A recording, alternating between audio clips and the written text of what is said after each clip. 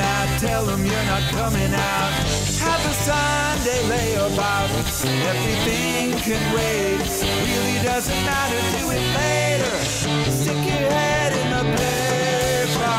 Have a Sunday layabout, stretch it out like silly putty. Get your ass up long enough to make some coffee, yeah. Read all about it.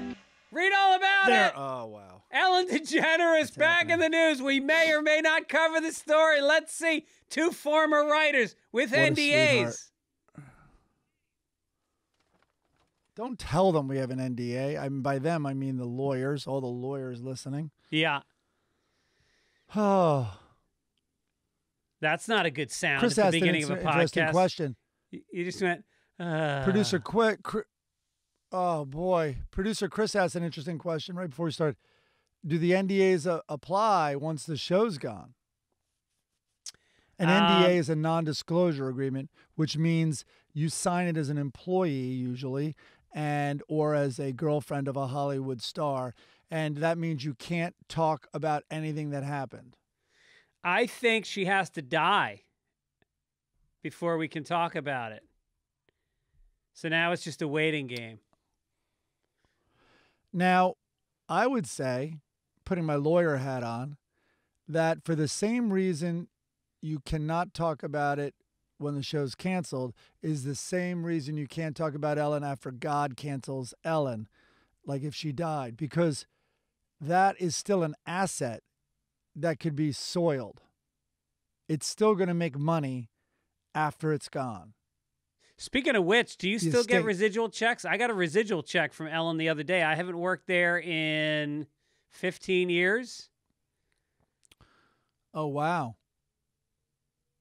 Yeah. No, because I was technically not a writer there. Because there was a sensitivity hiring me with the writers who didn't want me to be a writer. I was supervising producer. Oh, got it. Well, you just missed out on $130 the fast way. Wow, that's way, way higher than I thought it would be. Yeah. So I still get checks 1 cent, 2 cents all the time from other gigs. Oh yeah, no. There's an argument. If people don't know this, when you're a writer or an actor, you get residuals, and the residual checks that come in sometimes. Like I did a CSI episode probably 15 years ago, and I still get checks, but sometimes they're for less than a stamp. They're spending more money getting me the check than the check is worth. And so a lot of people are going, why not just take all that loose change and put it into a fund for like out of work actors, like older guys that, don't have money to retire? I thought they did. I remember hearing once that one union that had its shit together, like SAG-AFTRA, so whatever, maybe it was AFTRA before it merged with SAG, that it was like you could pick the amount. Like let's say it was $4. That you're like, don't send it to me, because even though $4 is not nothing, and it would add up if you got a lot of them, but it would go to a good cause. It would go to something like you're saying. And also you save on the mail, you say blah, blah, blah, blah, blah. And that was I thought that, and it was like a box you could check. And am I making that up? I thought that existed. Yeah. Well, if it doesn't, it should. Yeah. So how are we doing? How are you feeling? I'm not feeling good. I'm going off an antidepressant very slowly. Oh. And I was doing good. I was tapering off it. Here's how you go off an antidepressant, people, if you're listening. Uh-huh. First of all, you talk to your psychopharmacologist and you make sure you're doing it the right way. Good because advice. People fucking literally commit suicide because they're withdrawals from antidepressants. So I chopped off about 20%, and I did that for 2 weeks. Another 20% for 2 more weeks. I've been doing that for the last month and a half. And I wasn't feeling it until 3 days ago. And then all of a sudden I am just in a fog and dark. But I'm trying to hang in. I'm trying to work out and meditate my way through it. Wow. What's your excuse? You sound a little down what's too. What's my excuse? You were really funny though. We went out. It was the first time I was in the Comedy Store in over a year, in any comedy club in over a year and a half, and It was a roast. It was kind of a private thing. You went up though, and I'd say you were the best roaster easily. Jeff Ross was there, David Spade, and I was saying goodbye to the manager there. He's going to Austin to run Joe Rogan's club. You were really sharp and seemed in good spirits.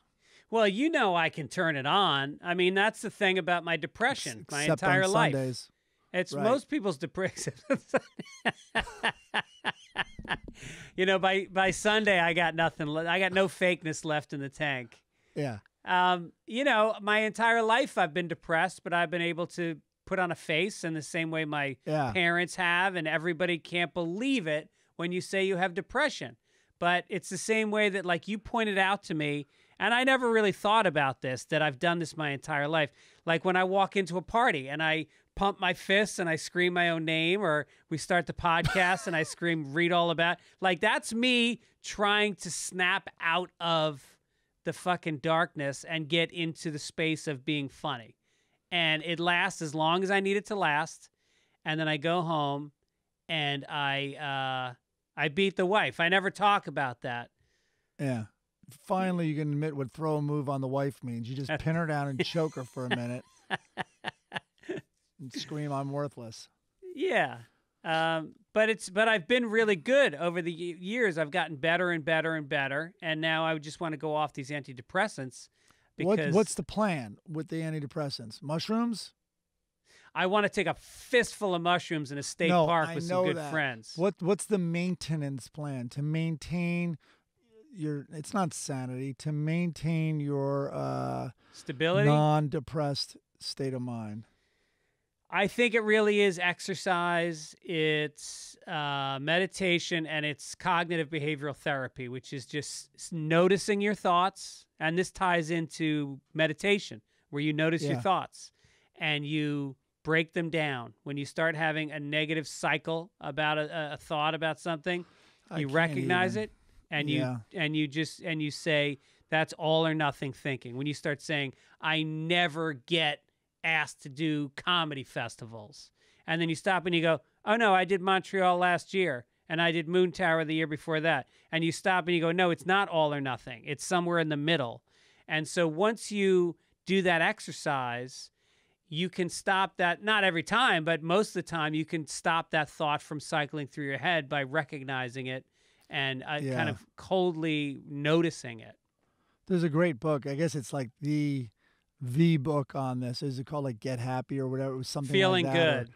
Feeling Good, you're right. And so I bought that. Of course, I haven't read it, but I did read a bunch of it. And well, first of all, it's like a 500-page book for people that have depression. Give me a fucking break. I know. Where's the Cliff Notes? I also, so I tried a little bit, right? And I'll be like, all right, so a negative thought would come up, right? And then I do the exercise, they say. So let's make up one. Like, you're lazy and you procrastinate and you're a piece of garbage. And so that'll come in my head, right? I'm like, hold on, that's stinking thinking. And then I'll be like, that's not true. You take inventory, like you said, like, that's not true. I worked hard yesterday and, you're not lazy. And then I immediately go, but what? You're such a fucking loser for thinking that then. Like, why are you always thinking that? Like, right. There's so many layers on top of it. There's a lot of layers that are baked in, and especially when you try to do this shit at an advanced age as we are, you got a lot of history to rewrite.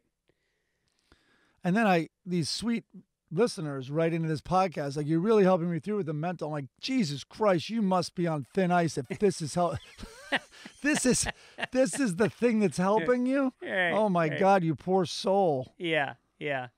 But hey, glad you're here. Glad you're still here in the big sense. And I don't know. I'm doing all right. It's the end of the pandemic is.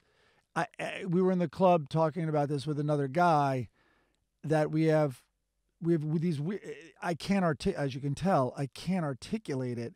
And what I can't articulate is there's this sadness coming out of like kind of the lockdown. And I'm not saying the pandemic's over, but in America, we're coming out of this lockdown. And, I don't think it's as simple as you fucking didn't get anything done or anything. A lot of it is just go are we going back to the shittiness? That's part of it. Like, here's the shitty traffic. Here's the shitty people shooting each other. Here's the, it was a timeout. We're going to look back at this timeout like, God, couldn't we have changed things? Yeah, no, I've been talking about that on stage. Like, life basically called our bluff, because in our adult lives, we've all walked around saying, if I just had some time, I work so much. If I just had some time, I would do some mental health work on myself. I would exercise. I would learn French, whatever. And then life came along and went, here's a year. And we just crawled up in a ball and masturbated and watched Netflix and did a puzzle. I did a puzzle. There's a to-do list, whether it's even like, we got to, some are big, we got to repaint the kitchen or recabinet, or, we want to do this. Or I have a light bulb that's out that was bothering me before the pandemic. The fucking bad bulb is still in there. Yeah. That's a light bulb. How long does that take to change? Yeah, right. All right. How many guys does it take to change a light bulb during a pandemic? I wouldn't know. You're asking the wrong guy. Wrong guy. Yes, but you've seemed kind of off for the last few weeks, actually. Yeah, I'm thinking a lot. You what? I've been taking too much Ambien, so I don't think at night. Oh. Yeah. So that's good, right? That's good. That's a good habit. But did you get down about pitches or shows? Is that something that's factored in? Well, there's no work really, so that's part of it. I think I also have these, voices in my head from growing up, just like, I think from my dad, like work. So when I don't, boy, I beat myself up. Yeah. But I'm not saying that, that's why I work so hard. I don't. So it's a constant beating myself up. You know what you need to snap yourself out of it? Tell me. A good yoga session with somebody who likes the Grateful Dead. There you go. All right. Let me try to figure out where that could happen. With you there as a third wheel. I'm not coming. I'm not showing up. Be the third wheel. No, because it'll turn into a three-way, and I've never cheated on my wife. I don't want it to be with you in the room. I don't think a three-way with me. I don't even think Erin would view that as cheating. She'd be like, all right, do tell. I want to hear about that. Please tell me you didn't videotape anything. Nobody needs to see that. Ugh, gross. It's grossing me out. Yeah. So speaking of childhood, voices in your head and all that, your dad is in town. We're playing golf with him in a few hours. We are. So, yeah. You saw I had a meltdown. I didn't have a melt. Oh, I do want to hear about your golfing yesterday if you're willing to talk about it. Yeah, well, golf is supposed to be this peaceful, it's supposed to be a respite from life, where you go and relax. And you, sir, are not made for golf. I think your mindset is made more for like badminton or boxing, something where you're moving nonstop. All right, easy. Listen, I don't own clubs. I've never played golf really. Like, you own clubs. Well, Matt Malloy found clubs in the alley and gave them to me. Yeah, so you have clubs. Okay. I guess own meant I purchased. So I have clubs now that Matt gave me. Maybe he just lent them to me. I don't know. So anyway, and with no, this is, are we really good? Anyway, the quick story is I kind of was feeling good about it because I had nothing to lose and I was playing better than I thought like last month. Then I took some lessons. So all of a sudden I was vested in playing well and I like changed. Apparently I had a terrible swing. So I changed my grip, even shit like that. And then when I was out with you, it wasn't, listen, I don't keep score, of course, but it's like I just wanted to hit the ball well 50% of the time. And that didn't happen. And fuck it, I was so, oh man, I had such a bad attitude. And this is the thing. So getting it bigger than golf. When I was walking around with you the other day and Dennis Gibbons, the guy who, he can get you vaxxed before all the minorities in town and stuff. I was like, okay, you're a fucking adult. You tell your kids about good sportsmanship. You point to like famously good sports, sportsmen who are good losers. You emphasize how that's the challenge, and you're all fucking talk. Like, what right now? And you don't even give it, I don't even give a shit about golf. Like, can I shake this awful attitude I have right now? And I couldn't. And that's what compounded what I was going through. That is golf. That sums up golf. It is a game where you go out into nature on a beautiful day, and everybody's phones are off. You're with 3 other good friends, and it can be a perfect experience until you start actually playing the sport you're out there to play. And then everything goes wrong. It is so frustrating because it is a meditation. Golf is about letting go of the last bad shot and taking on the new shot in a way where you're confident, you're relaxed, you're present.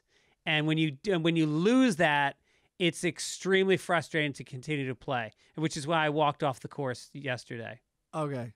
Well, anyway, I want to get to that. The last thing I'll say about I tried everything. I did you're going to die. You're going to die. Like, actually not that long from now. Also, you're on this rock spinning, flying through fucking space. Nothing matters. Why not smile right this second? And I was just like, go fuck yourself. So, all right, what happened to you yesterday? I don't know what happened. I tell you, I'm going off these antidepressants, so I'm a little... I'm finding myself easily irritated. And so I'm playing golf with our friend Dennis Gibbons, who on the second hole starts yelling at a group 2 holes away from us to let people play up on a par 3, to tell them to hurry up and play.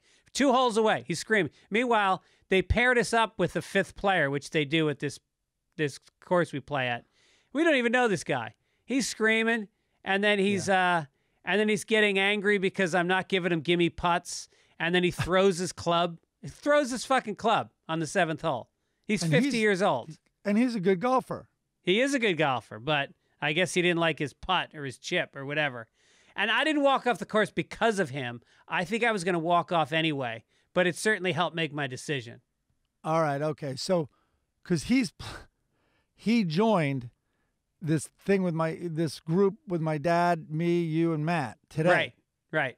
So you're playing golf with him today. Oh, we're fine. We're fine. Oh, okay. You know, it's like having a brother who has a bad temper, and you just sometimes don't want to be around it. He's listening to the podcast right now because he listens to it, and he's very, very concerned about all the things we say about him, and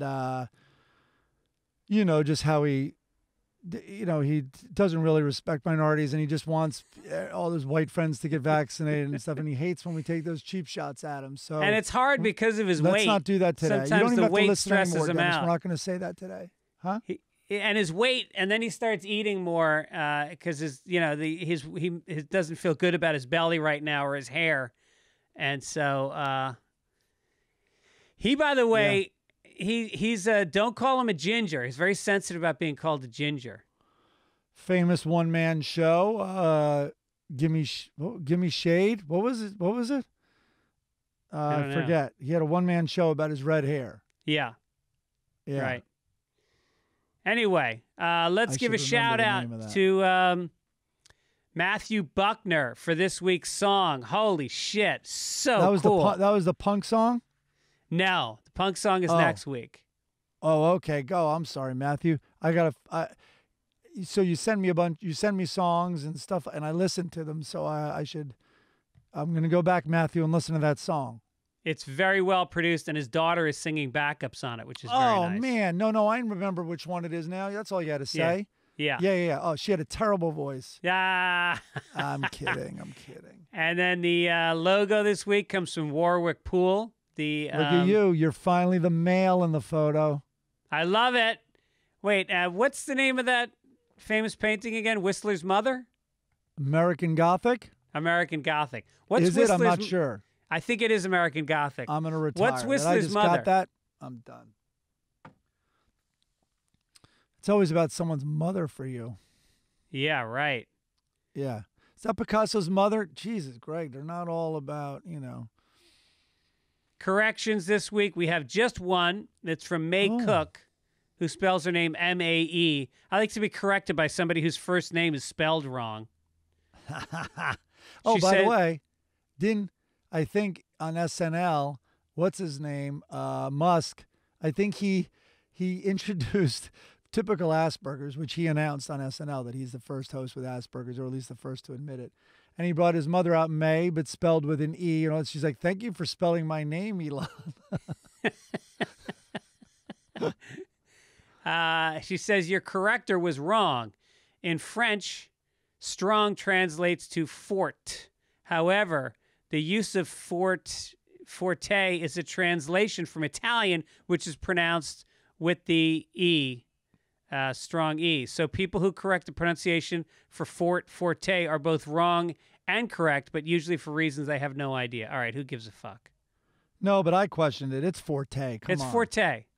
Will Forte. Yeah, it's Porsche, not Porsche. It's Forte, not Fort. And it's Nike, not Nike. I like it. Sorry, I'm in the middle of a text. Go ahead. Are you on the Ellen DeGeneres text? I did just give a laugh to that because I think we'll read some of that. Yeah, we may be distracted because of the Ellen, which we'll get to the Ellen story in a little bit, but it is there's a text chain running with the former writers from Ellen, and it's quite funny. I wish we could publish it. Let's get to the front page. Extra! Extra! Read all about it! Extra! Do it. Not too loud. Not too loud. Okay. A South Carolina woman. Ellen's from South Carolina. Is this your story or my story? This is your story. This is your story. Is it? Okay. Yeah. A South Carolina woman, similar to a Florida man, who was hoarding gasoline, caught on fire Thursday after her vehicle crashed. Don't. Keep going. You haven't even gotten to the funny part. And burst into flames.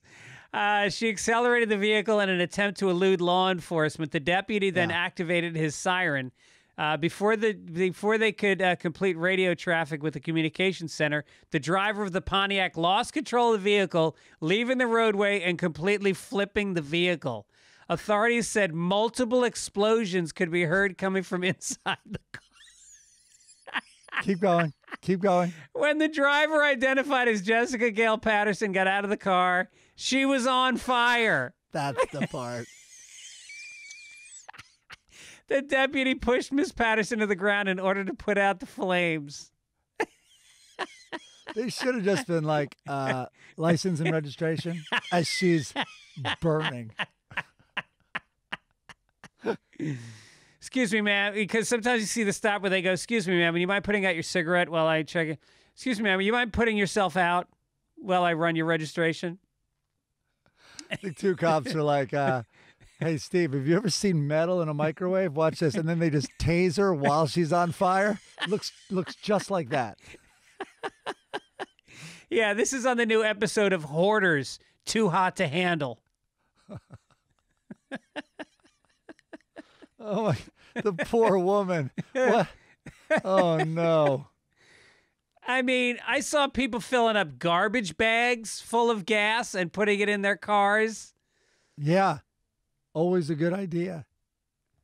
When I was little, we had an old dirt bike, right? Like tiny, like a 50cc thing or whatever. And we couldn't get it started or whatever. Anyway, we pulled. All of a sudden, we're like, maybe it's old gas or whatever it was, right? Anyway, we took the little valve off the gas thing, and we had gotten styrofoam cups and then also like a styrofoam cooler so the gas would pour in there and just not all over the place. And anyway, we put it under. I think this is a thing. The gas goes right through styrofoam.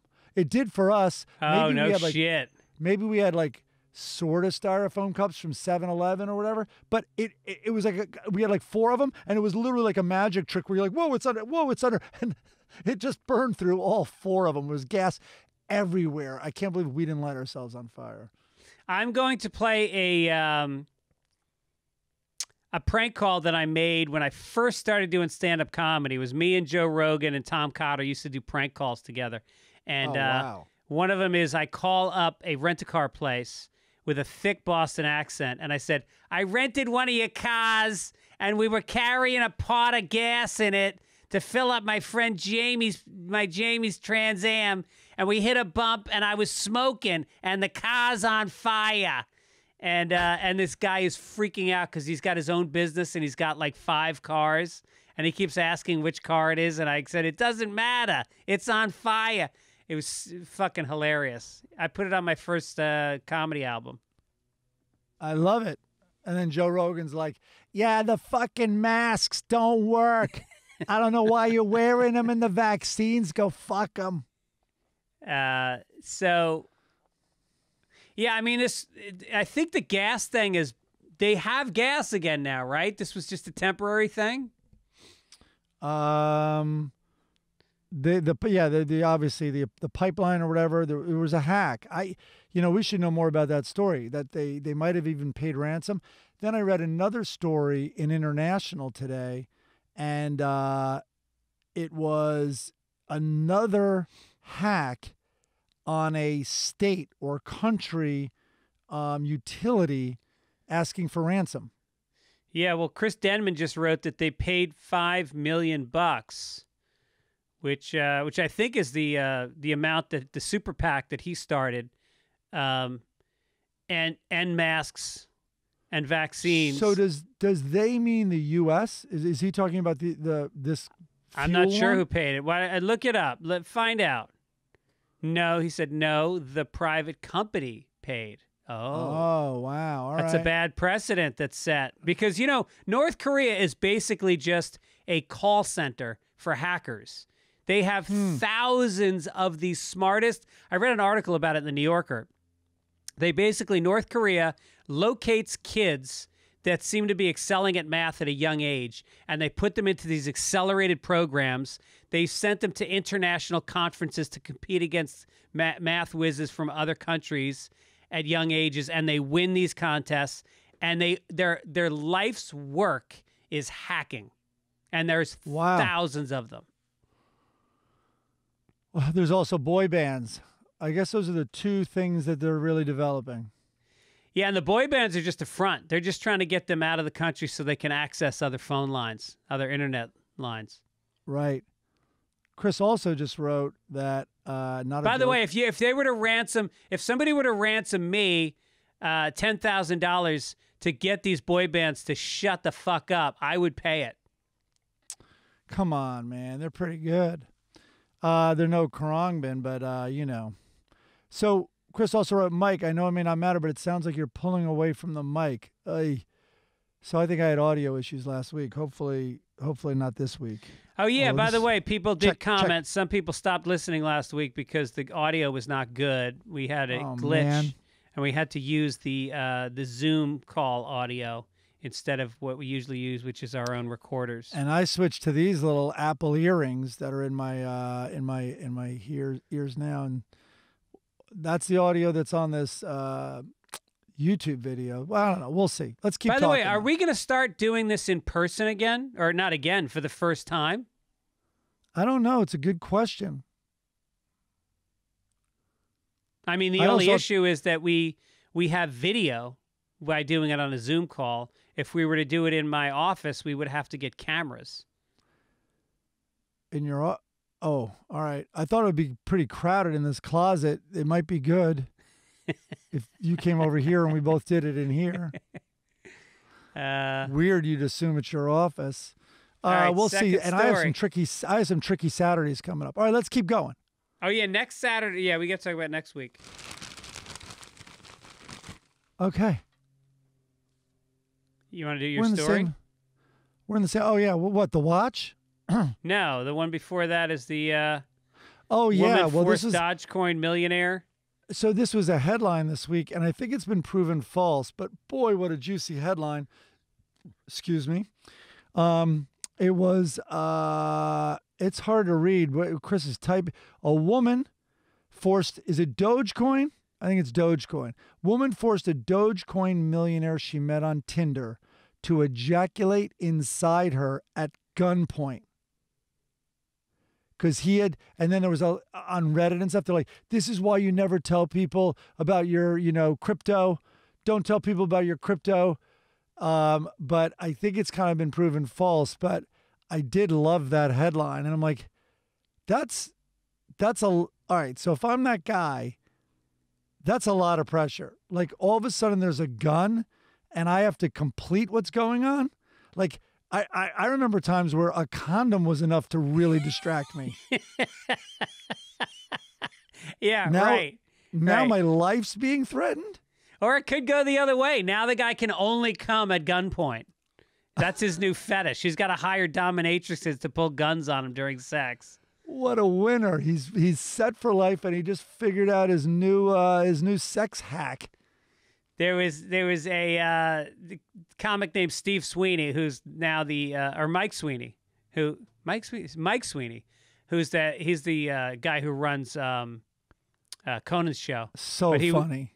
He was a comedian and he had a joke. He's talking about a guy accused of rape who had to give a sperm sample. And he's like, that is one bittersweet orgasm. That's fantastic. So I don't think the story's true, but it was a very popular headline this week. All right. Speaking of crime, follow-up story. We did a story about a month or two ago about the Beverly Hills robbery where they stole a watch in broad daylight lunch. So the three people have been arrested after the $500,000 watch was stolen off the wrist of the patron in the restaurant. The three suspects who were arrested Tuesday were members of the Roland 30s Crips. It's the first time hearing about the Roland 30s Crips. I think they were at my late show Friday. It's bachelorette party of Roland 30s Crips. They're letting girls in now. Yeah. Are there girl Crips? Probably, right? Fuck yeah. They get raped into the gang. Oh. They do. Are they just what? Yeah, they get raped into the gang. Yeah, I think you're making this up. All right, I'm just going to keep moving forward. Oh, shit, I have a non-disclosure agreement with the Crips. I shouldn't have said that. And they will enforce it. So a cell phone of one of the suspects was tracked near El Paseo at the time of the robbery, and images of guns and high-end watches were posted on his social media accounts, according to the FBI. I mean, so listen, it's one thing to brazenly rob someone in a crowded restaurant that has cameras, obviously, and it's in a busy intersection in the middle of the day. It's even crazier now that people know the deal with cell phones to even bring your cell phone to a planned robbery because they can completely track your exact locations at every minute. But then to post it on social media, that's just the icing on the stupid cake. I mean, it's crazy. So I had one stupid thought, which is they should have like a dumb section in prison for all the really, hey, like, what are you in for? I stole a purse. There wasn't much cash, but she had a 24-hour fitness pass in there. And, I hadn't been to the gym in a while. So I was like, listen, I got a free pass now. So I used it. What about you? Oh, I was hoarding gasoline in a stolen car, and I took off from the cops, and it rolled, and then I lit on fire. Yeah. Yeah. What are you in for? I stole a car, and then they busted me when I tried to update the registration on it at the DMV. Totally. Yeah. There would be a big section of really violent crime, too, that was also so stupid. Yeah. Yeah. You know what? If you spend $500,000 on a watch, fuck you. I hope it does get stolen. I mean, that is a classic, like, Robin Hood story. The Crips are poor.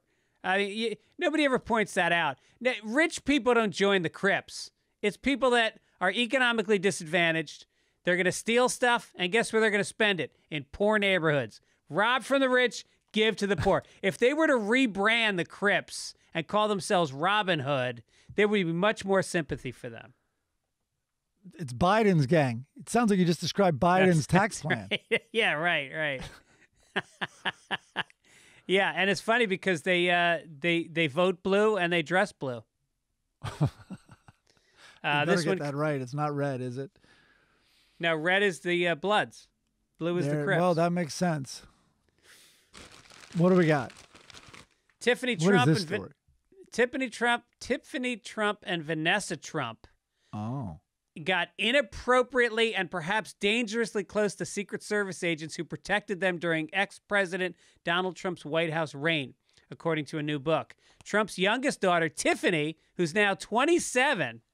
You don't hear much about Tiffany, do you? You hear about the No. brothers a lot, but you never hear about Tiffany. Right. Is she attractive? I can only imagine. Her dad's a looker. Yeah, well, I would imagine she's been under the knife quite a bit. At 27, she's No, probably the Trump had... kids aren't bad. Listen, the Trump kids aren't bad looking. I don't know who's from whom, but they have good looking moms. Yeah.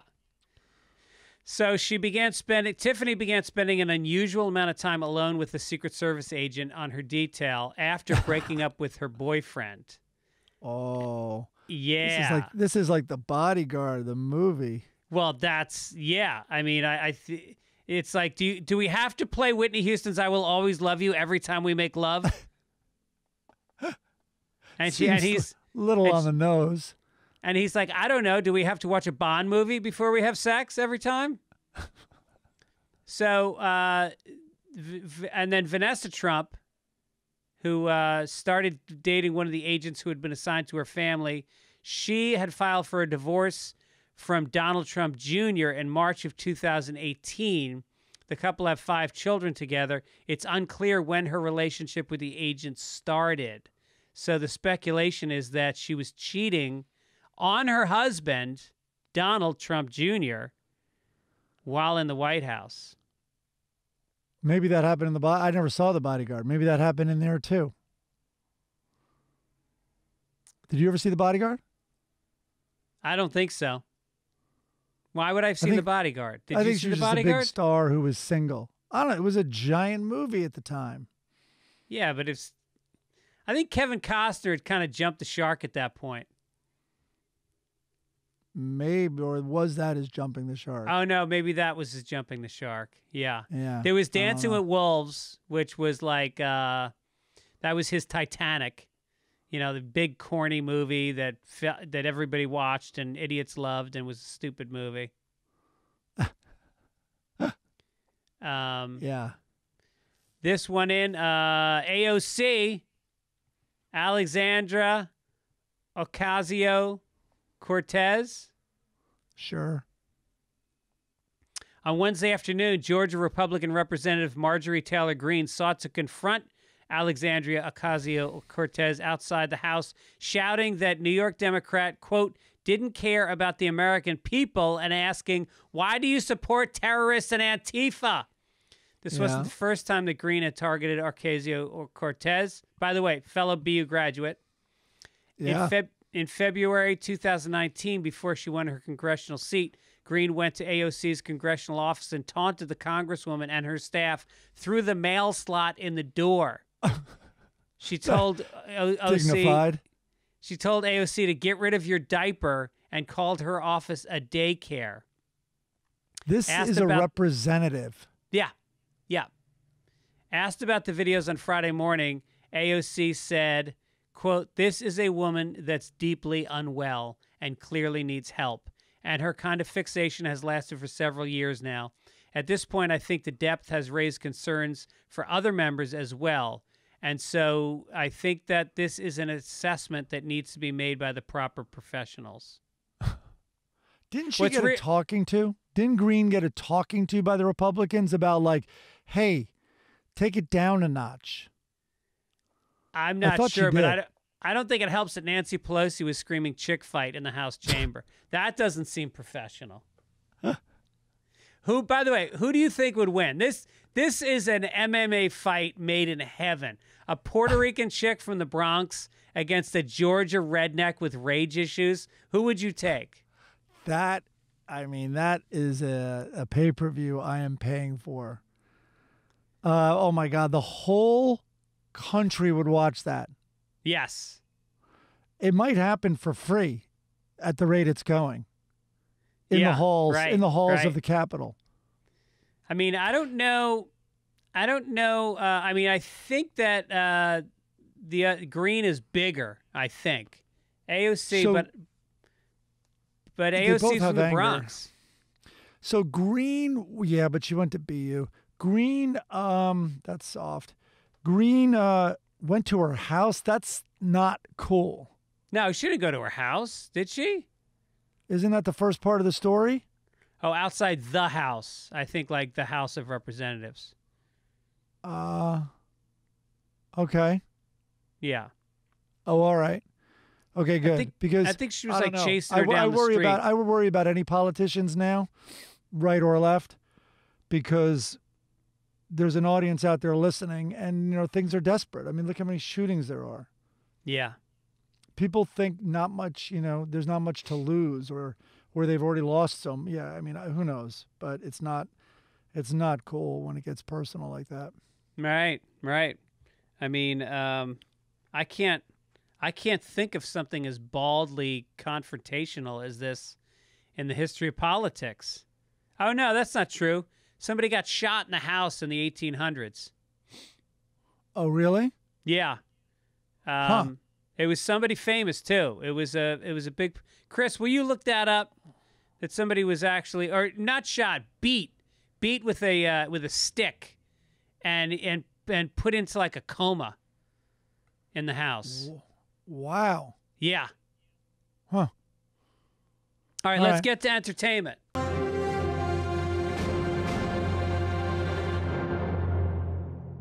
There it is. Ellen DeGeneres, have a little fun today. DeGeneres spoke with NBC's Today Show after announcing Wednesday her daytime talk show will end after its upcoming season, a decision she says was not due to reports of a toxic work environment there. The TV host said, however, that, quote, I really did think about not coming back after the devastating allegations suggested that she is not a kind person. Asked if she felt like she was being canceled, DeGeneres said, quote, I really didn't understand it. I still don't understand it. It was too orchestrated. It was too coordinated. Yeah, you know why? Because everybody had the same experience there. It wasn't a plan. Shit. It was a shared experience. Yeah. Now, I'm not saying I shared that experience. That would be breaking my NDA. I'm saying from what I've read, a lot of people shared this experience. This is all public information. Yeah. Oh, wait. Here's an update. Chris just wrote.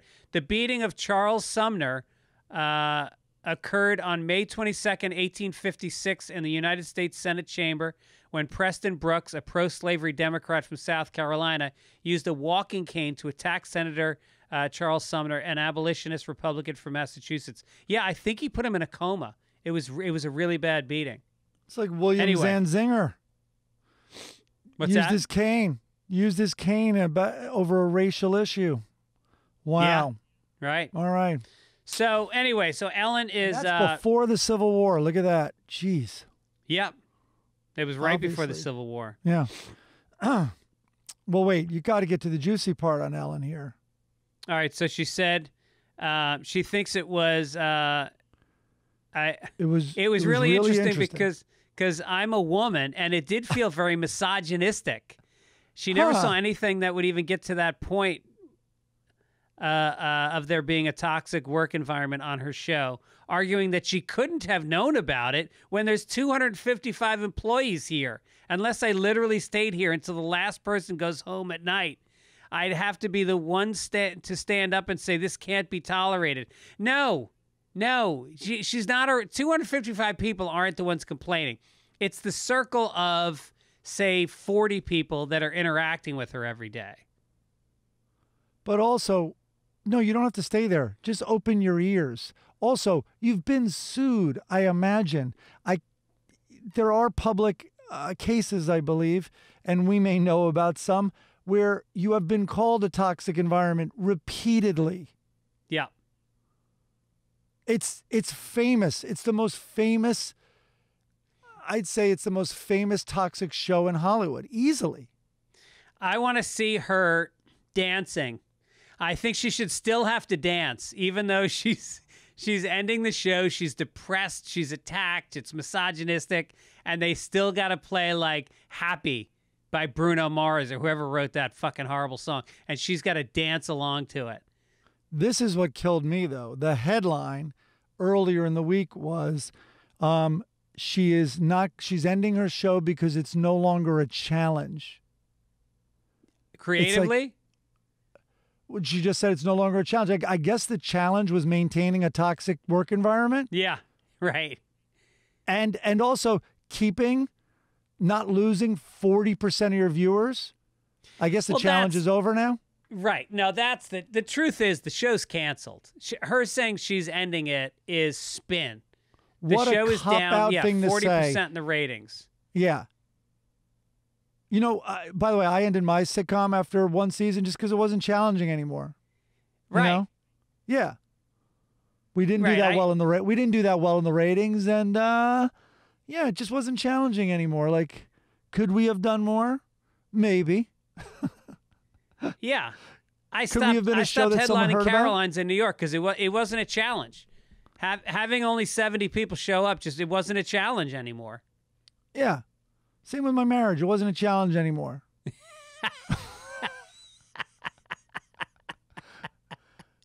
Ellen, you mean it got challenging. I think that's what you meant to say, the exact opposite of what you said. Yeah. All of a sudden, you had to get involved. You know what? Accountability is challenging. And also losing, at first they lost 45% of their viewers. Maybe that's challenging. Yeah, what's challenging is trying to get back to where you were before the world found out. Well, whatever. We're going to get sued for this. You know what? No, we're not. And you know what else is challenging, Ellen? Not taking your ball and going home because the game's not going your way. That's a challenge. Yeah. Having a good attitude on the golf course. That's She took up golf, by the way. I remember when we were at the show, she took up golf. I would love to see her playing a round of golf when the ball doesn't do what she tells it to do. Yeah. All right. Chrissy Teigen. Oh, boy. Oh, no. Everybody loved Chrissy Teigen. She has so many fucking followers on Instagram. But this woman, Candace Owens, who's an investigative reporter, is continuing her takedown of Chrissy Teigen, labeling her a Hollywood predator similar to Harvey Weinstein and Jeffrey Epstein. Owens tweeted Friday that despite her predatory ways, Teigen has been able to get away with victimizing people for years because she was protected by Hollywood. Quote, people wonder how people like Harvey Weinstein and Epstein were able to victimize people for years, despite the fact that everybody knew. This comes from what did she do? She attacked Courtney Stodden with abusive tweets and direct messages, encouraging the former teen bride to commit suicide. Yeah, she's the one that married the old guy. Yeah, she was 16 and she married some 50-year-old actor. And I'm sorry, we're supposed to be saying they. They are a they. Who's a they? This person, Courtney Stodden, is a they. All right, if I was Chrissy Teigen's PR specialist, right? I'm Mr. Damage Control. I'd be like, Chrissy, listen, first paragraph with the reporter, right up front, you have to say you're now a they. Yes. It will be so confusing that will become the story. Yeah, because nobody's going to know who did what. In the article, it's going to be like, and they told they that they should commit that they should kill themselves. Yeah. Well, they and John Legend are happily married. Who? Wait, who?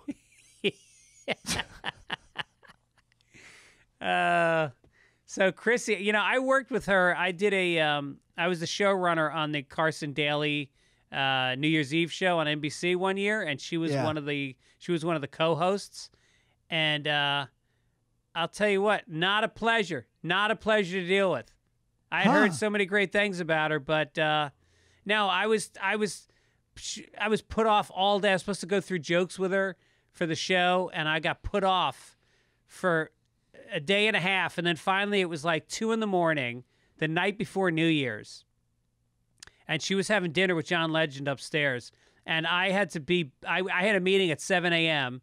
to go through the show and then work all day and through midnight the next night. And then I get a call at 2 a.m. that she wants me to go meet with her and go through the jokes. And I went, nope, too late, going to bed. Wow. Yeah. Yeah. She probably wanted help with this tweet, telling someone to kill themselves. I know. I could have stopped it all. I could have stopped the Or you madness. could have made it a little funny. You could have punched it up a little. Yeah. By the way, do you find her attractive? I've worked with her, and yeah, I mean, yeah, she's attractive. Huh. I call most supermodels attractive. I feel like she's so homely, I almost feel sorry for her. Oh, Isn't that boy. weird? She's not homely, I don't think. I think she's kind of homely.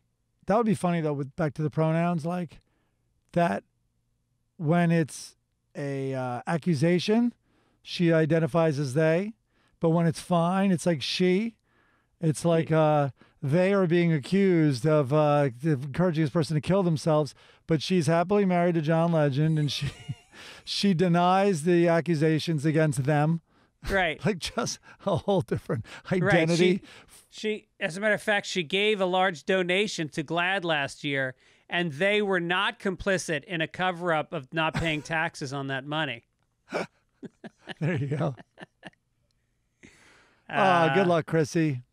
She's a judge now. Florida man.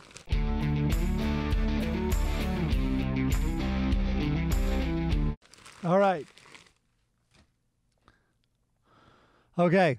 Florida man faces homicide charges after investigators following up on a tip about a missing woman found human remains buried in his backyard. The woman who tipped off the authorities said he had tried to get her to help him with the body. She told investigators he asked her to be a lookout while he buried the body and threatened her if she refused, the report said. She ran to her home when she heard him dragging the woman's body, she reported.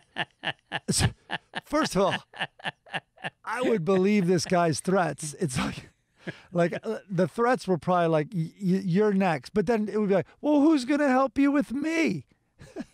You haven't thought this through. Right. No, it's like I'm Dave Attell's joke. Fine.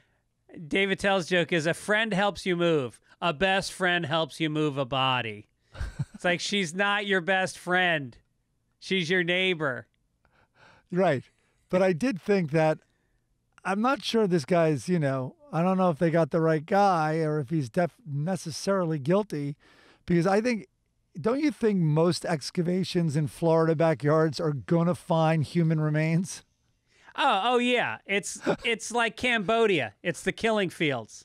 I think every backyard has something shady buried in it, for sure. Yeah. There's a car, there's a dead body, there's a gun.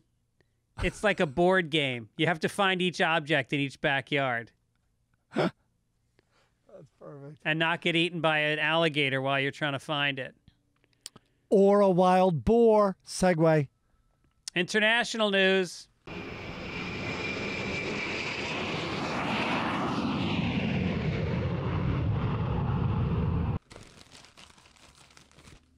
Italy, a wild boar cornered an Italian woman and stole her food, her groceries. So this is a viral video. This is not like in remote, like Rolling Hills, Tuscany, or something like that. This is like a Smart and Final here on Lincoln. The video is really interesting. A group of wild boars surrounded a woman who had just come out of a supermarket near Rome and stole her groceries. And it's rekindled a debate about the animal's presence in Italian towns and cities.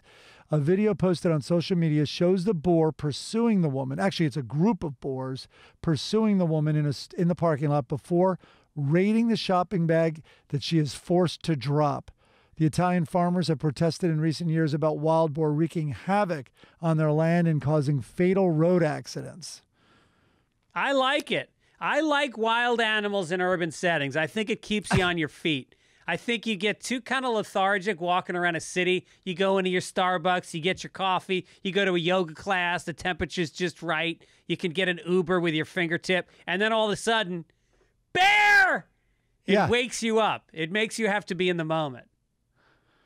The video was really interesting, though, because she has her groceries, going through the market, being groped by a pack of Italian men. So that, but that was every woman in the parking lot. And then these boors weren't intimidated by these creeps, these Italian gropers. And they're like, still, we're after the food, guys. And the guys were like, we're not after the food. So they let those wild boars in. And then they're like, oh, let's go find another gal. This one seems preoccupied. Yeah. Hey, you could have taken the groceries, so we're just gonna palm her titties in her ass, okay? You ruined it. Now she has her hands to fight back. Hey, knock it off, or I'm gonna make a bacon out of you guys, I'm kidding around. I'm kidding with you. Come on, your little piggy has a nice ass. Look at this one. Little curly Q above it. Oh. Sports. All right. Let's do some sports.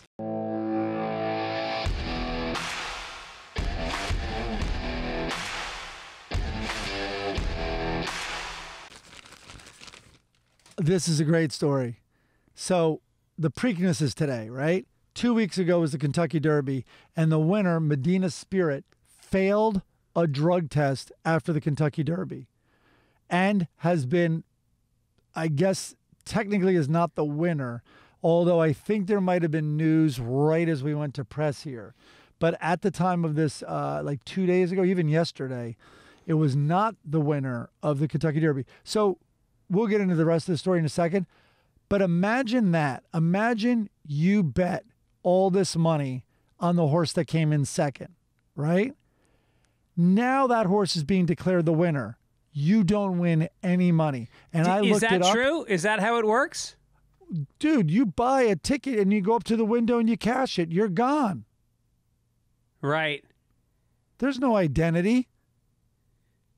So even though this horse is no longer considered the winner, all the money that's changed hands stays where it is. I think so. I looked it up, right? And I think I have this right. I think this is the Kentucky Derby finishing positions. So Medina Spirit was first. Medina Spirit was 12-1. Mandaloon came in second. Wait for it. 27-1. Oh. Imagine you're holding the Mandaloon ticket for first place. Holy crap. Damn. I mean, please send in your corrections on this one if we have this wrong. But, I mean, maybe the really big bets because the IRS gets involved. But I don't think that happens till you win. Like, you could go up there with a ton of cash, put it all on, you know, the horse that came in second originally. And then I don't think you're dealing with identity and IDs till you're a winner. You don't need to if you lose. Well, look at the Houston Astros winning the World Series, stealing signals from the Dodgers. I mean, that money changed hands. There was a lot of people that bet on that game. Yeah, except aren't they still the winners? In other words, this is like we're telling you the winner was the horse that came in second. Yeah, right. That's kind of crazy. Anyway, so Medina Spirit is racing today and is one of the favorites. Of course, it's on drugs. And Hall of Fame trainer Bob Baffert first claimed in this controversy after Kentucky that Medina Spirit wasn't given bechamesizone, that's just how I'm going to pronounce it, at all, and now says it was an ingredient in a topical antifungal ointment the animal was given once a day before the race to treat dermatitis. But he has made similar claims in the past that proved false. By any reasonable standard, he's a serial offender of race day anti-doping rules. Over the last 40 years, the silver-haired trainer's horses have failed 30 drug tests, 5 of those within the last 2 years. At the 2020 Kentucky Oaks race, a horse that he trained and named Gammon, I guess, failed a test for the same drug found in Medina Spirit. And then they go on to say these scandals aren't just a matter of cheating the racing public. It's dangerous for the horses, their riders, and those that race with them. Over the past 3 years alone, 3 years, more than 2,000 horses have died at American racetracks, and the body count continues to climb. Wow. That takes the fun out of it. Chris just confirmed the Washington Post says runner-up bettors do not cash in. Wait, does that mean they're not, the people that bet on the runner-up are not going to win now? They're not going to get horse... any cash. No, they're shit out of luck. Although now it took a second drug test, and I don't know how it did on that one. But this guy is a proven liar. Why is he allowed to continue to train horses if he's got this record? I mean, shouldn't there be like a 3 strikes law or something? And worse, like just bald-faced lying when they've investigated, when they've caught him. It's right. Yeah. He has 2 horses in today's race, by the way. And they're both like favored, like they're in the top 5. Wow. Yep. So that's that craziness. Huh.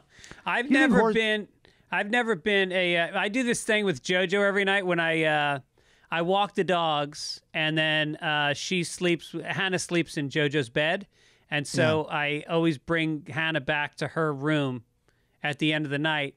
And for the last, I want to say 2 months, every single night I bring the dog back, I do a joke.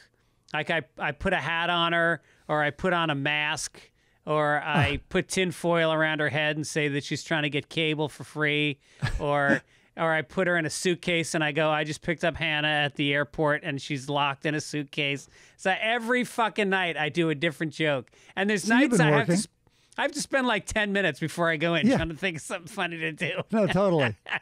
And so on the day that that this horse race took place, I got 2 pieces of paper and I taped them to the side of her, and it said number 13 on the sides, like she was a racehorse. So all of this, so much fun for the dog.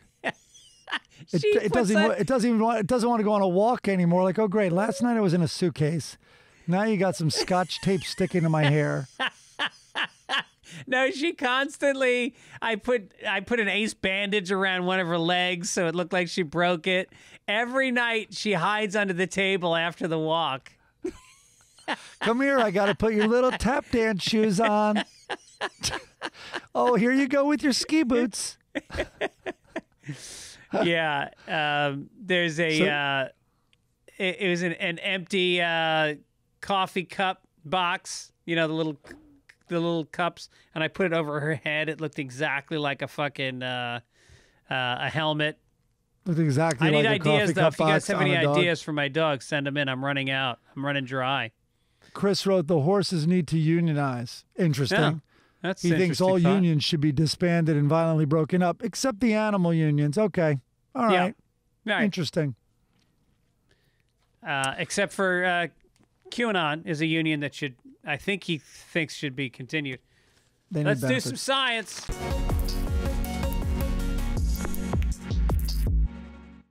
All right. This is a juicy one. Go ahead.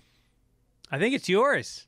A woman wakes up days after surgery with a different accent. A woman who's never been to Ireland woke up with an Irish accent. And this was widely reported this week. And listen, I don't have a lot of Irish pride, but I was a little offended because it's like, yeah, okay. I guess everyone who wakes up from surgery and is slurring like they're shit-faced, you're going to call it an Irish accent. Right. Yeah. Not cool. What are all these lights around me? Who are these men in smocks? What the hell is going on here? What the fuck? Where am I? Look at this Irish lady all of a sudden. I think she just knows that the Irish healthcare system is socialized, and she's thinking she won't have to pay. Maybe we should be looking at the doctor, because maybe she has the Irish accent because she woke up pregnant. The Irish get pregnant a lot, Greg. Yeah. We can make that joke. If it was a Mexican woman, would not have gone there. That's right. Because it doesn't make sense. But the Irish.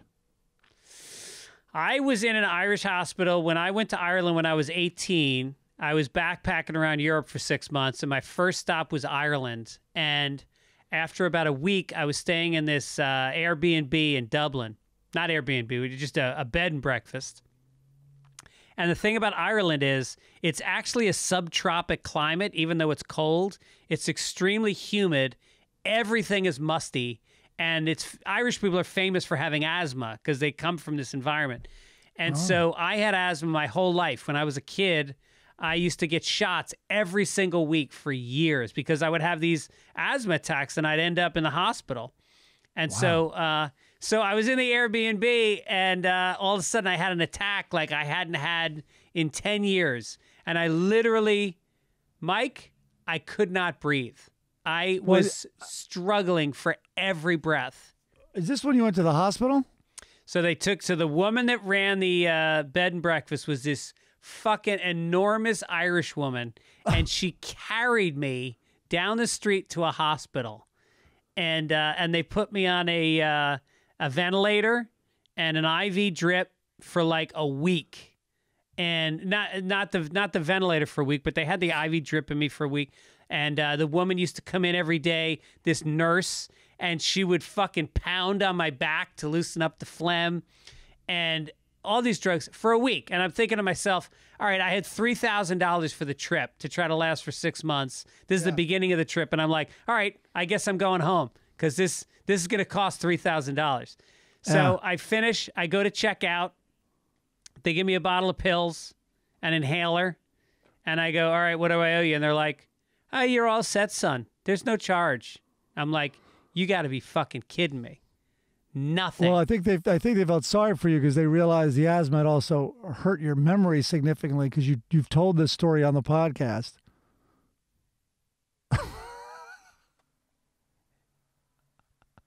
By the way, did the hospital also hire you a psychiatrist so you could feel like a man again? After the little asthma child was carried by a woman to the hospital? I was skinny back then. By the way, feel free to stop me halfway through a story that I've already fucking told. No, because it's a nice build, and I think the listeners are like, is Gibbons going to call him out on this? Jesus Christ. It's a good story. I wanted to hear it again. I kind of said, is this when you went to the hospital? I kind of gave you a little hint there. It's my free bird. Keep in mind, I repeat People myself hold up their all the lighters time. when they're listening to Sunday papers. It is. That was an encore. Why can't we? Yeah, you listen to the same Stones album. There are no surprises on there. Right. It's like the podcast. Bert Kreischer closed with the same story for 10 years, and guess what? They gave him a fucking movie deal. Yeah, they're shooting that story now in Serbia. And by the way, not putting up our podcast. People keep asking, when's Bert going to publish your podcast? Well, he's still putting up ones. I think he backlogged a bunch of them. Yeah, I think he banked a bunch, and he's waiting for ours. But, apparently, according to Chris, he said that it's one of the best podcasts he's ever done. All right. There we go. All right, let's do a little bit of, let's check in on business. Oh, God. Gentle crinkling. Yeah. Oh, that's right. Okay, Bitcoin price, big week in cryptocurrency. Bitcoin prices plummeted about 12% to less than $50,000 in the last 24 hours. It came after Elon Musk, a vocal Bitcoin advocate, said his company was suspending plans to accept the cryptocurrency as payment for electric vehicles, citing its high environmental cost. When the Bitcoin tops out and the bubble bursts, all those glory hunters will move away to another market. So Ethereum is off 14%. Dogecoin or Dogecoin is down about 40%. I thought crypto was made up. There are actual coins? No. What's the environmental cost? I know I'm very ignorant, but I don't know. When they mine for the coin, which means it's not. Somebody sent us an email trying to clarify this, but the electricity. I think everyone but me knows it, so we don't have to bore them. I'll look it up. It takes a lot of energy to mine the new coins, whatever the fuck that means. It takes a lot of energy to convince everybody that there's some sort of backing that's worth something behind these numbers. I mean, this is a game. This is not investing. This is a fantasy league that people are playing in. And, I was tempted to get in, and I was told to get in when it was down at 30. I could have gotten in. And I said, you know what? One day this shit is going to crash. And this is just a hint of how volatile it is. Yeah, I did well this week when the market got a little realistic regarding inflation. Anyway, then, of course, the market just shot up the last 2 days. So I just can't even take it anymore.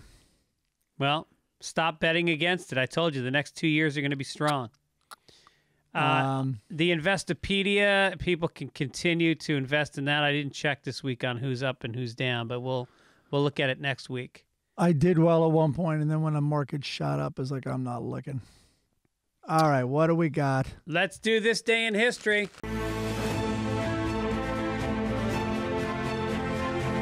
If we must. On May 1st, 1929. May 1st. Yeah. Why is it May 1st? It's supposed to be this day in history. Interesting. What was a long, go ahead. Yeah. Wait, what's today's date? Today's May 16th. It was the Oscars, though. They go very long. So it probably went till the 16th. Well, in 1929 was the first Oscars. And this month in history? Yeah. All right, fuck it. I don't want to read it if it's not the right day. Yeah, it was a tiny little ceremony, and it was a lot better than this last year's ceremony. Well, the Porn Awards started with like 20 or 30 people in a room in Vegas giving out awards in the first year. That's what they were doing in the room together? Okay. That's right. Here's your award. That could either be a fart or something else. All right, we're going to do this Ask Amy this week. We're finally going to do Ask Amy. You didn't even put it in. I had to go find it and put it back in. Dear Amy, a year ago, my husband and I went to visit the relatives for a week. At the time, I was pregnant with my first baby. Aww. Toward the end of our visit, while conversing in the kitchen, my brother-in-law showed us some pictures of us that he had uploaded onto his iPad. He handed my husband his iPad to have a closer look. In that moment, going through the pictures, we saw some other pictures. The moment was brief, but we both saw pictures saved on the iPad of nude young girls. Huh? They appeared to be very young, prepubescent girls. My husband and I saw these photos very briefly, and the next thing we knew, the iPad was back in his brother's hands. I mean, at this point, Amy must be like, why are you writing me? Wait a minute. Do you know what I do, right? I give out useless advice about, like, should I bring a dessert? All right. My gut instinct told me that something wasn't right. Really? Wait, hold on. That was your gut instinct? Like your deep down feeling after seeing prepubescent naked girls was like, yeah, like, so normally I don't trust my instincts, but I had this instinct that was wrong. Yeah. I mean, my head was saying this all checks out, but something in my gut. Everything was cool. Husband was cool. But I had that gnawing little annoying, that inkling that like, wait a minute. Those really young girls naked on this guy's iPad, I don't think it's kosher. Jesus. So my gut instinct told me that something wasn't right. Amy, I chose to not report it as we didn't know for sure what we saw, and I didn't want to stir up drama.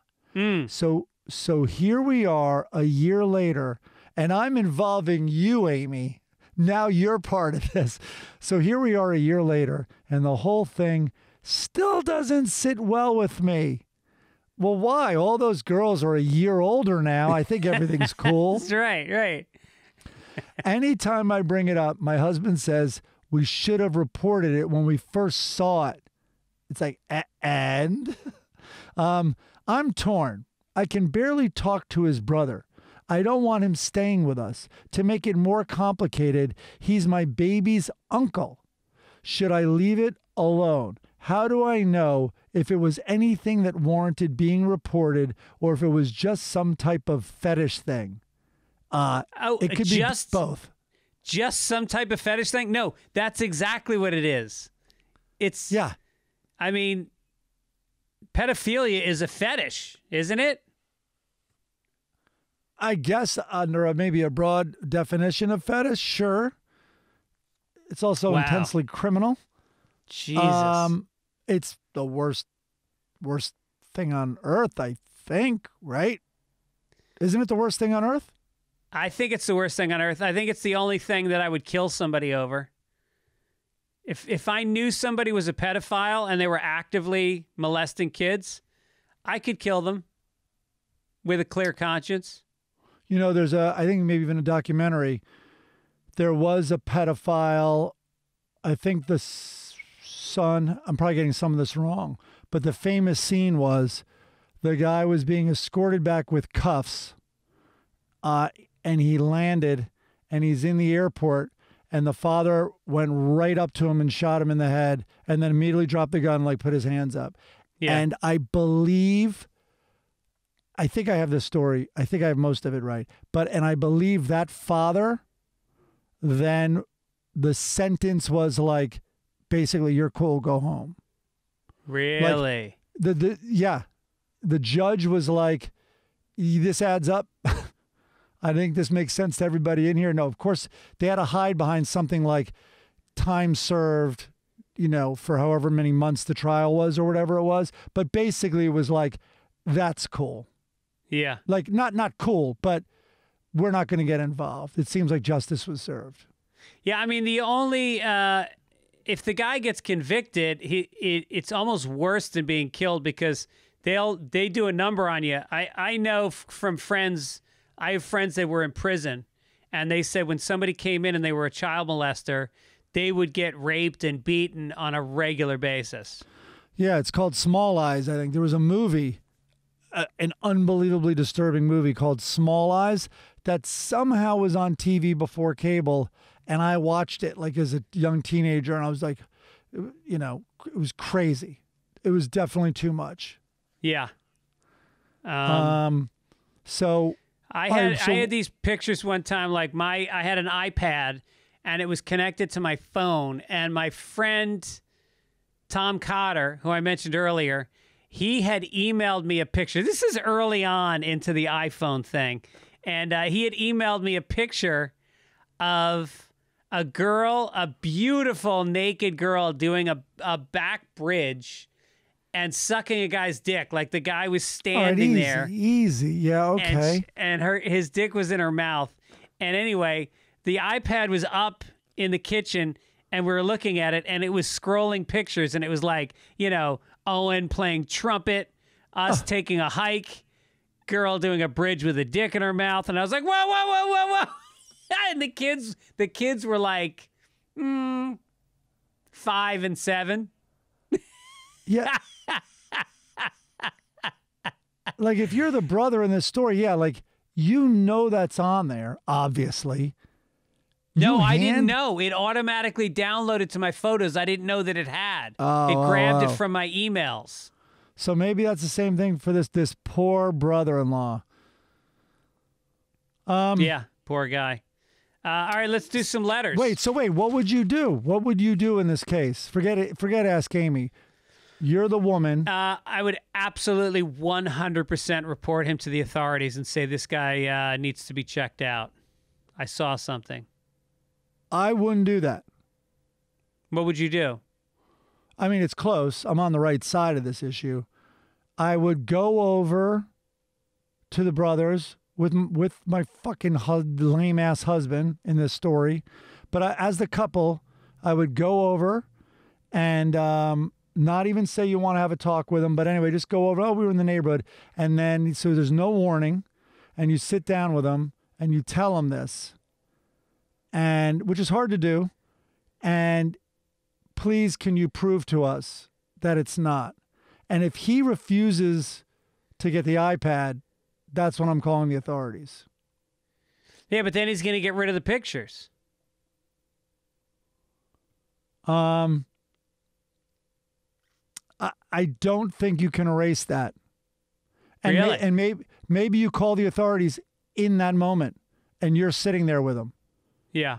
If my brother was a pedophile and that confrontation happened and then he's like, listen, this is ridiculous. I'm not getting it. I can't believe, I want you guys to leave. That you would accuse me of this. I now am preventing my brother from going to his iPad as my wife calls the police. You'd physically stop him. It would be clearly it would become a gigantic fight, obviously. Right. He's going to be fighting for his life. Yeah. Yeah. And I would happily take part in that fight. So why not just call the authorities in the first place? Because this woman also sounds like a complete idiot that's from true. everything she wrote. And I think these could have been 20 or 21-year-old, 25-year-old women on his iPad who are naked, who are shaved. She probably doesn't even know women. Who knows? There could be a huge margin of error. And I think that accusation is really hard, to shake. Even when people prove it, the accusation's awful. That's true. There was a documentary. I can't remember what it was, but I've watched so many documentaries during this pandemic. But there was a guy, and he had taken a picture of his daughter in the bathtub. She was like 5, and it was on his roll of film. He got it developed. The guy at the pharmacy called the police. This guy was convicted of whatever it is, taking a picture of a minor or whatever. It fucking ruined his life. He's like Megan's Law, has to knock on doors when he moves to a new neighborhood. The whole thing. Ruined his life. Yeah, I mean, we don't have to go into it, but, there's even high school kids who are under 18 or the age of consent, and they have pictures of each other fooling around and having sex or oral or whatever it is. If they send it, even if they're the subject, can be tried for child pornography. Right. Oh, really? Yes. Huh. If they send it to, if they send it to him or friends or whoever they send, it doesn't matter who they send it to. That is absolutely, and there's a phrase for whatever that is, but the child pornography, absolutely. Yeah. It's crazy. Thank God there were no video cameras when I was fooling around with girls. Who knows? You do it for fun. And did you ever videotape yourself having sex? Well, it was Super 8, so I had to have the right lighting, and then I had to process the film and color correct it. So it was a whole, but yes, of course. Then you had to blur the genitals. It's also distracting trying to get it on when it's like, you have the Zapruder thing going on. All right, some letters. Letters to the editor. Jim O'Brien says, we were talking about concerts, what our first concerts were. He says, my first concert was Sean Cassidy at 9, not to be outdone by my second concert, Barry Manilow at 10. How am I straight? I mean, the jury's still out on that, probably. Yeah, Jim O'Brien. If you're, Yeah.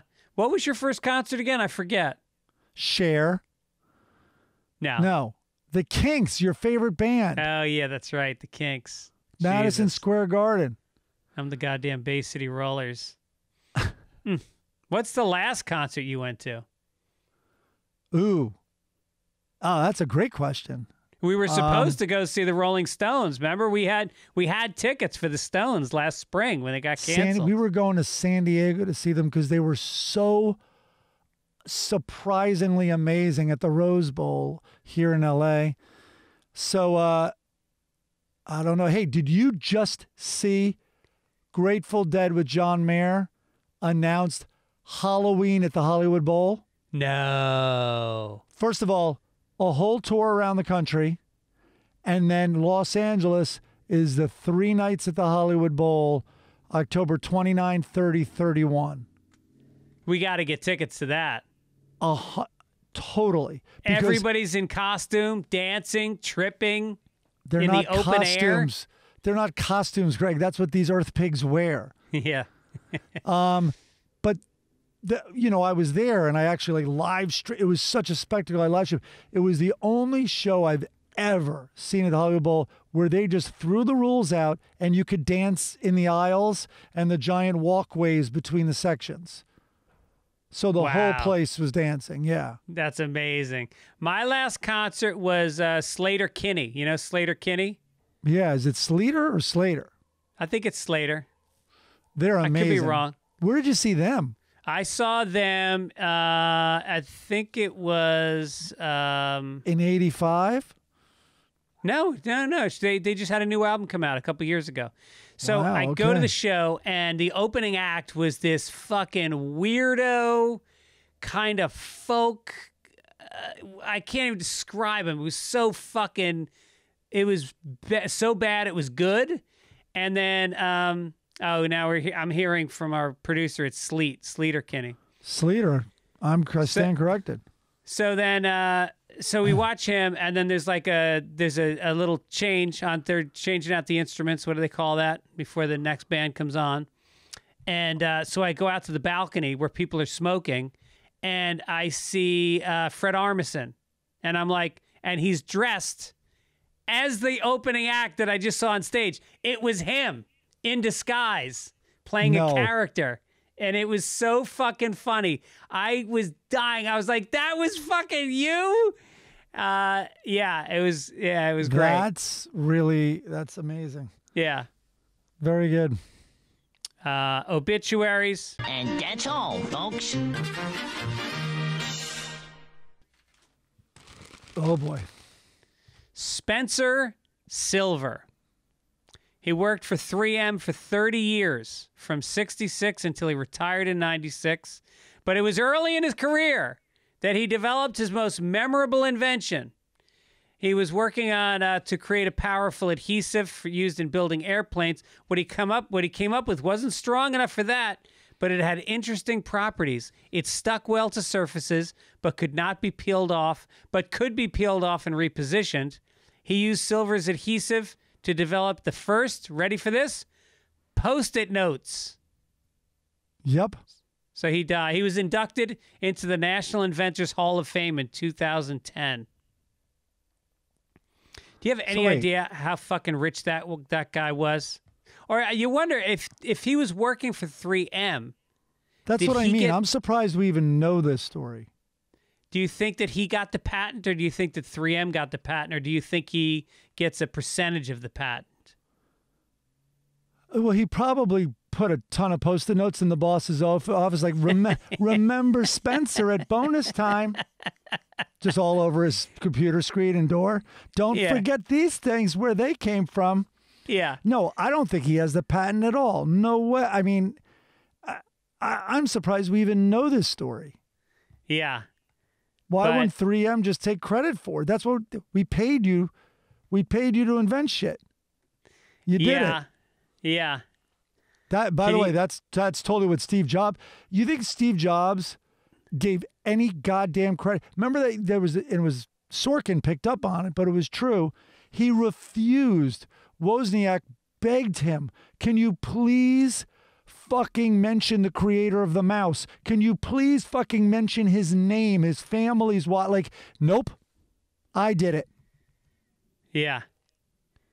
And all these geeks will know a million other examples of people that should get the credit, even though they worked for Apple on all these breakthroughs. You know, Bill Burr has that thing where it's like he gets all this credit. Meanwhile, he was just this maniac who's like, I want it smaller.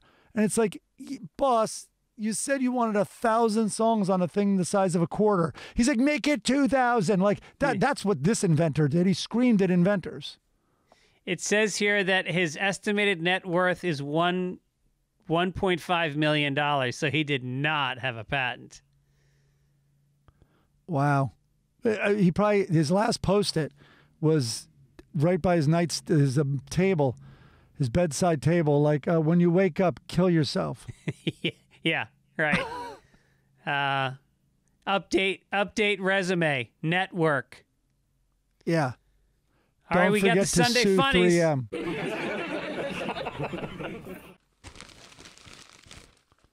What would it have taken 3M to take care of that guy. I know. And what a story. Yep. Everyone would be working at home on like the next thing because, oh, well, 3M will take care of me for life, make me famous. If What a they'd great given company. him 1/10 of 1%, he would be a billionaire right now. Oh, Jesus. It's terrible. All right, let's get to the Lockhorns. Leroy, this is fucking great. First of all, the artwork on the Lockhorns is unbelievable. This guy has such a cool style. Yeah. Leroy is looking kind of disheveled. They're at the water cooler in the break room, and there's a fairly attractive woman in a short skirt, high heels, sipping some water, and Leroy is looking at her kind of lasciviously, and she goes, "My sign? Well, the one on my desk says Vice President of Personnel." That is a good joke. You weren't given much space. You make it implicit what he said. We just hear her response. That was well done. And the art is fucking, it's just so great. Yeah. And then the next one is Leroy and Loretta are sitting at an outdoor cafe, and there's a number of people that seem to be looking at them out of the corners of their eyes. And Leroy goes, "Does it appear to you that more people are watching us than we're watching people?" Which is kind of, I just think what I like about it is it kind of taps into how you always feel when you're in a restaurant, because you're trying to look at people, but you don't want them looking at you. I like that one a lot. Hagar the Horrible. There's a prince, and he's sitting in his princely little living room. He's got some, there's a candelabra, and there's a little dog, and he's got his beautiful girlfriend, wife, snuggling up against him. And he says, "My sweetest darling, even if we lost all this, I could be happy with you in a one-room hovel." And then the girl sits up, scared shitless, eyes wide. She goes, "Are you expecting a visit from Hagar? Will I, in fact, be raped tonight?" In fact. I mean, imagine living in that kind of fear. It's just constant. If you're a prince, your woman is going to be raped occasionally. And dude, they said when the tsunami came in, in the South Pacific, that all of a sudden you saw animals like running uphill before humans knew what was going on. Look at the dog in the frame. The dog knows the rape's coming. The dog is sitting there staring at them like it's waiting for a treat in the first frame. The second frame, you see the dog's ass as it's getting the hell out of there. This tsunami of rape is heading your way. Yeah, even the dogs get raped. When Hagar's boys show up, man, there's just dicks flying. Get out of the way. I'm surprised its tail's not down covering that thing. All right, let's do a little family circus. We've set the tease. We've teed it up with good comedy in the comics. And then here we are, a crashing thud.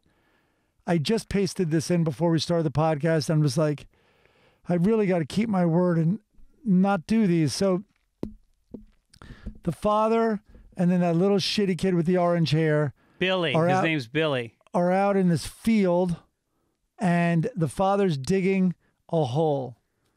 And the son says, "Why are you burying that hole?" No, I think you're reading it wrong. It looks like the dirt is coming off the shovel into the hole. Looks like he's probably burying a pet or something. No. You're right. He is putting, you know what it is? There's a tree in the background. None of this matters. It's just the word play. Why are you burying that hole? So you see the tree. So they took a tree out and now he's putting the soil back in. Yeah. Okay. Doesn't matter. He's shoveling and the little kid goes, "Why are you burying that hole?" It's like, why are you scratching that itch? Like, you could look up a fucking ton of these. And then there's your month, I guess. If the bar is that low, or why are you itching your scratch or scratching your itch? Whatever. Hey, mommy, am I scratching my itch or itching my scratch? Like, who gives?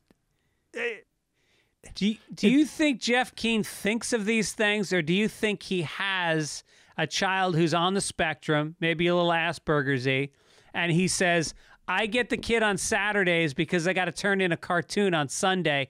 I need him to say something inane that I can write down. I only need him for 5 minutes. I'm not going to work that hard on this. I actually think he puts in way less effort. First of all, I don't think he's fit to be a father, so I don't think he would get visitation even for one day.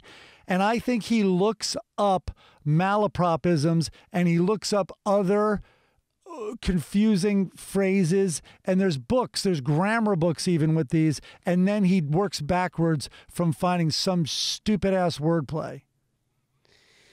Yeah, he's and you see him holding that shovel, and you see the kid saying something this fucking insipid, and there's a part of you that fantasizes that the father picks up the shovel and strikes Billy in the forehead with it. Yeah. And that's right, I said forehead. Dad, wait, you were burying a hole, now you're burying me. Dad, wait, why Dad, are you digging the hole deeper now since I said that? Wait, Dad, you know I'm no longer in a hole. If you put the earth back in it, it's no longer a hole, so you can't bury me in a hole. Holy fuck. It's so crazy. And now Blondie, this week, you'll notice it is missing from the script, and I'll tell you why. I go to this site. This site lists all of the Blondie cartoons for the week. And I go back and I find the best one, and this motherfucker thinks Dagwood is the punchline in these, or he's the driver of the comedy in the comic strip, because all the comic strips this week were about Dagwood. Him at work, him at the deli, him sleeping in a hammock. Nothing with Blondie. And I was like, I'm not looking any further than that. Fuck off. You don't even get why people look at your cartoon. Half the people are masturbating. They don't give a shit about Dagwood. That's the same thing. You know, I should take it easy on Family Circus. Half the people are probably jerking off to this. Why? Yeah, that's right. Just let the Keens make their money. It's there for a reason. The guy from Ask Amy, that's his favorite comic strip. Family Circus. Yeah, totally. All right, Mike, well, listen, I'm going to see you in 3 hours. We're going to play some golf. We're both going to have a positive attitude. We're going to let go of each bad shot. Yes, we're going to enjoy the day. I'm actually going to work. I mean, not only is my dad there, I'm going to work on that. Instead of telling myself to F off, I'm going to, if I hit a bad shot, that makes sense. I'm a bad golfer. I don't golf, really. Yeah. I'm starting. Right. Don't have a shame spiral. You said that at the course where he's like, you're really spiraling out. I couldn't even give you a smile. But you never even last the whole round. You always check out about 70% of the way out there, and you say, why is this taking so long? You're too hyper. I'm surprised your dad can play, because he's got the same personality you do. So I didn't play with you a few times when I was playing kind of well. The 9, listen, I will grant you that. The 18 is, I don't understand. You know, and there's no real reason why it's 18 holes. I've looked it up. It's rather arbitrary. I mean, I know it makes sense that it's even, whatever it is. But anyway, maybe not even that. 18, forget it. But 9, it was kind of making sense. Like the other day, we played pretty quickly.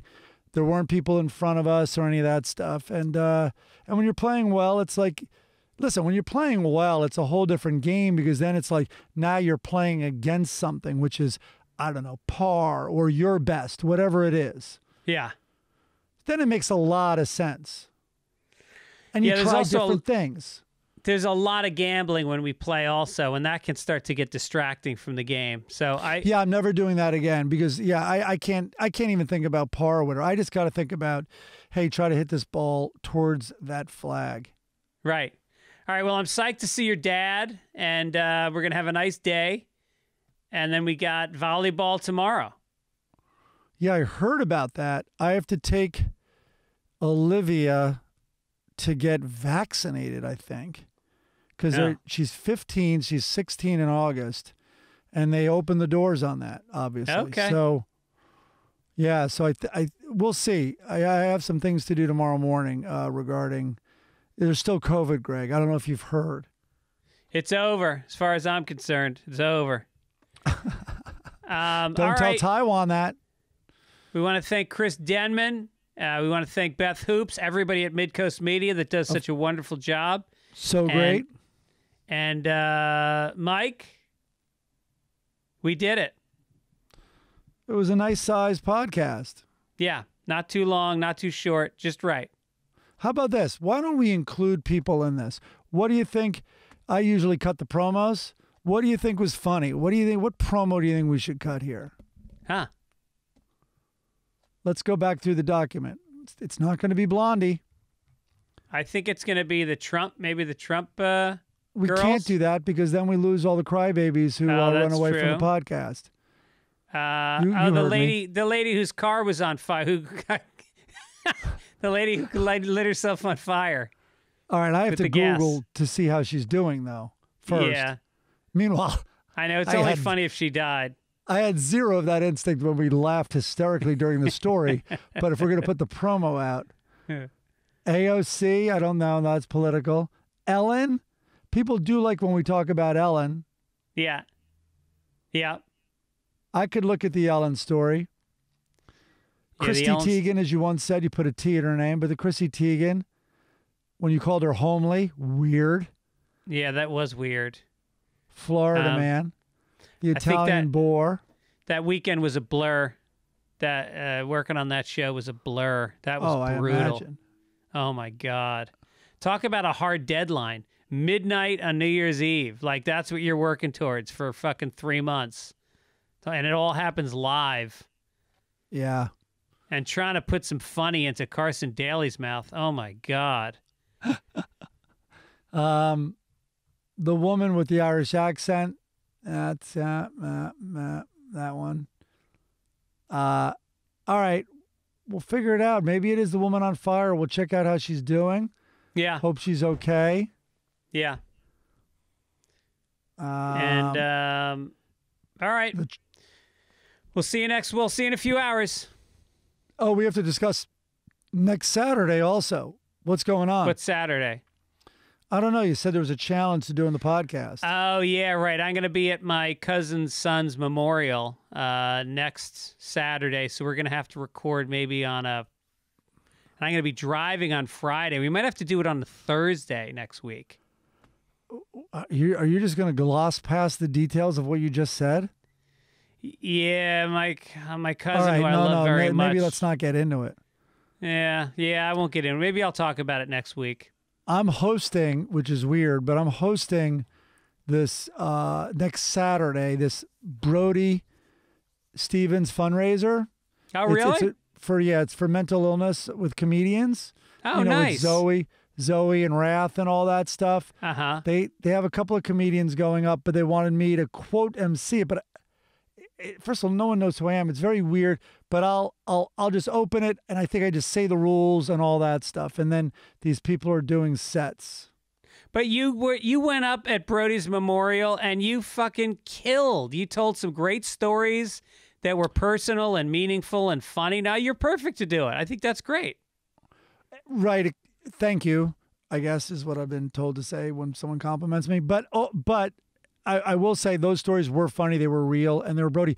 This is less about Brody, and like the sets won't be about Brody or anything like that. But I guess I could set it up like why Brody's story and why we're doing it, and I could maybe tell a Brody story like when he brought his tambourine to the HBO pitch. Yeah, I don't think like Game of Thrones pitched with a tambourine to HBO. He did. Yeah. And by the way, that is true. He told, we were sitting there, Zach and I were sitting there, and that again, this isn't that I'm funny. Brody literally goes, HBO, you get it, right? And they're sitting there like, yeah, we followed The Sopranos with The Wire. Yes, we get it. Thank you for pointing that out. It's crazy. All right. Well, good luck. And either way, we'll see you guys next week. We don't know when it'll record, but it will air on Sunday, the 23rd of May. How did my new light work out? Should I have done it like before. this? Yeah, that looks good. Is that good. better? That looks like that looks like the last thing somebody sees when they're hiding from a serial killer in a basement. This is fun for the listeners. How does this and now this and what about this? All right, man, take it easy. Take it easy. Can I help you? Hi, Carl. I have, well, I don't have, but say someone rented a car from you. The car caught on fire. Who pays? Okay, can you repeat? Okay, if someone calls for us and they want to rent a vehicle. Yeah. Okay, now is this for insurance? Are they renting due to an No, accident? say somebody already did. Okay. And then the car caught on fire. Do you guys pay for that? No, we don't pay for that. The renter's insurance company would pay for that. The renter would have to pay his But deduct- say I don't have, or say the person doesn't have insurance. Okay. Okay, did someone rent one of our cars? Yeah. One of our, from this office? Yeah. Okay, and they have the car now? Yeah. You're kidding me. No. And the car got on fire, is that what you said? It's on fire right now. How did that happen? It was an accident. Who's the renter? I can't say. You can't say. We need to know that. But I'm trying to figure out what to do. Okay, who's calling? I'm a friend of his. Okay, all right, let's see. Now, this person who's renting the vehicle from us, see, we need to know who the person is so he can come into our office. I don't want to tell you who it is. Well, he's going to have to tell us himself then. But I'm thinking maybe the car could just disappear. No, the car can't just disappear. That car belongs in my fleet. It can't just disappear.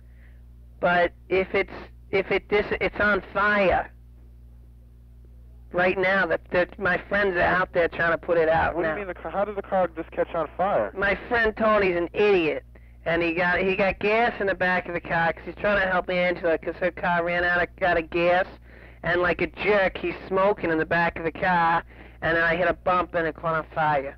Who? Okay, hold on. The person that's renting the car, were they renting our car due to an accident? No, What were they renting the car due to? They were just renting it for vacation? I don't know. Okay, I definitely need to speak to the person who's renting You can't the talk to him. He's putting a fire out. Okay, what's his name? I can't say. Ma'am, you have to tell me who this person is. I have to find out. This is my vehicle that you're talking about. You have to tell me who is renting the vehicle. But my other friend, my friend Comet said he might be able to just get rid of the car, and then it would be better. He said it just would be better. You can't do that. That's what I'm trying to say to you. You just can't get rid of my car like that. That car belongs to my fleet. But it's all burnt up. What do you mean it's all burnt up? It's burnt. It's burnt up. What kind of car is it? I don't want to say. Do you have a plate for the car? The plate's on fire. What kind of car is it, ma'am? Who am I speaking with? I can't say. I will give you the car back, but I got to know that he can't pay for it. He has no job. He has no insurance. And he's been drinking. He couldn't have rented a car from us if he There's no way he could have rented a car from us because we have to take a driver's license when we rent a. Well, he gave you a license, but it wasn't his license. That's the whole thing. That's why we might just get rid of the car. Okay, hold on. He gave us a license. There's no way that I can rent a car with. This guy's got everything, believe me. He could have given you 8 different licenses. He's got backups. He's got everything. He's got Social Security. Well, I want to know the circumstance for this. That's what I'm trying to say. We had gas in the back of the car. You had gas in the back of the car. Now, why did you have gas in the back of the car? Well, 'cause my other friend ran out of gas. So we got some pots from his kitchen, and we went to the gas station, filled them up with gas, and we were driving with the pots of gas in the back of the car, and I hit a bump, and my friend, like a jerk, was smoking, and everything caught on fire. I don't understand this. You said he rented a car from this office, and he gave us someone else's license. Yeah. Well, there's no way we could have rented the car to him. But you did. Believe me, you did. He got the car. The car's on fire. What kind of car is it? It's a car. It's a car. What kind of car? I don't want to say, 'cause then you'll know who it is, and then you'll be able to arrest him. Maybe, could we just drop it off, like, at midnight somewhere? How can you just drop off the car at midnight, man? We'll Think get it- about that. How can you just drop off a car? We'll get it towed. You can't get it towed. My other friend Carmen's got a tow truck. He'll tow it. I'll drop it there, but like late at night so no one's around. You can't, ma'am. How can you just? It's got to cool down first. It's still on fire. It's on fire right now. Can you hold on, please? Yeah. Have a Sunday layover. Fool around with this and that. Tell them you're not coming out. Have a Sunday layover. Everything can wait. Really doesn't matter. Do it later. Stick your head in the paper. Have a Sunday layover. Stretch it out like silly putty. Get your ass up long enough to make some coffee. Yeah.